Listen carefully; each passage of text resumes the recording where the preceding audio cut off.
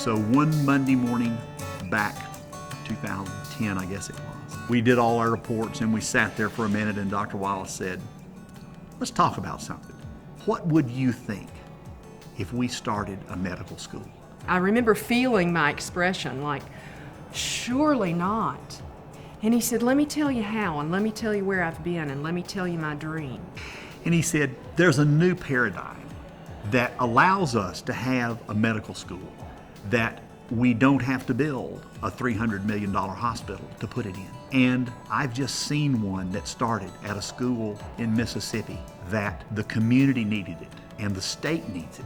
And I think we can do this. And I just sat there and had chill bumps because I realized that he was going to make it happen by hook or by crook. I so appreciate his courage and his vision that he would start a new medical school in the state of North Carolina, and that it would be an osteopathic medical school.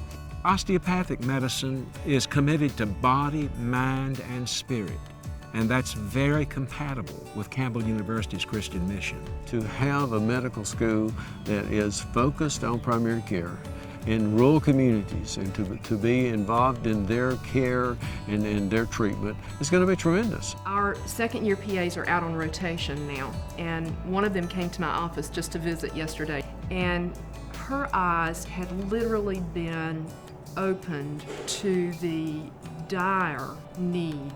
She said not occasional patients, but every patient has complex, neglected medical needs, and she said, I can't believe that that's here in North Carolina. It's here everywhere, and it's time to do something about that. When you look at rural and underserved areas, as people age, it's harder for them to get to travel any great distance to see a doctor, and so people will put off going to the doctor.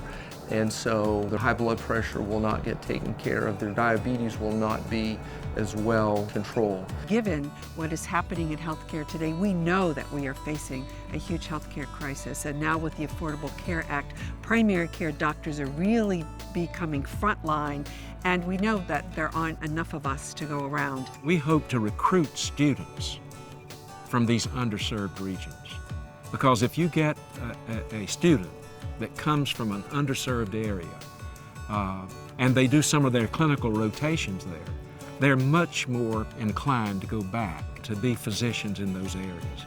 Dr. Wallace is almost single-handedly working to transform primary medicine in North Carolina through the training of physicians at Campbell University.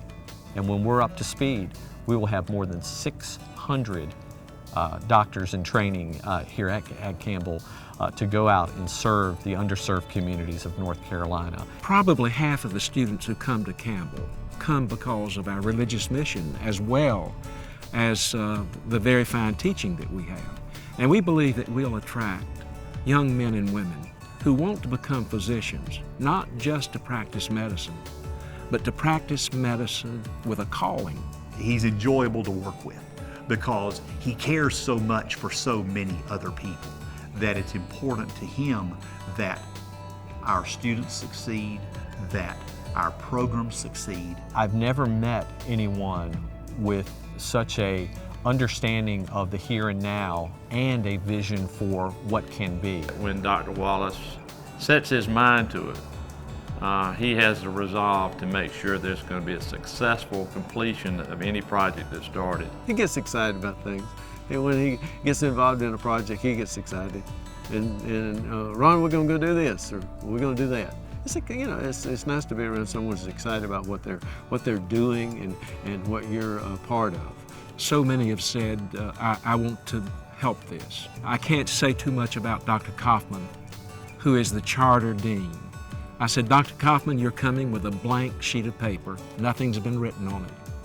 And so we've got to write a lot. Dr. Ron Maddox, who is the Vice President for Health Programs, who had the experience of establishing the pharmacy school and knew about clinical rotations and has given tremendous counsel. Jim Roberts, the Vice President for Business, who knows construction and who can tell you anything you want to know about the building. And Britt Davis, who has been with me across this state and many other places, asking people to help us. I really do believe that maxim, and he does too. Ask and you will receive. Seek and you shall find. And then when you get something, give thanksgiving. So Britt and I have done that, and the people have responded. So many more I could give, but I thank you for letting me mention those people.